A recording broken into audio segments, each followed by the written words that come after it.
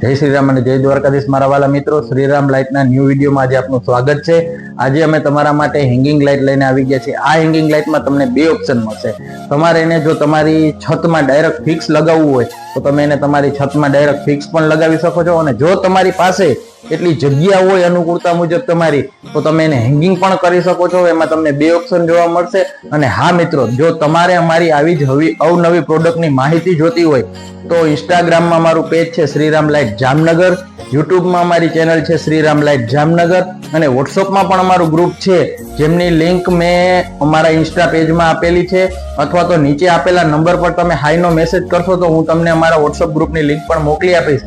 તો ચાલો મિત્રો, હું તમને બતાવું એ હેંગિંગ લાઇટ।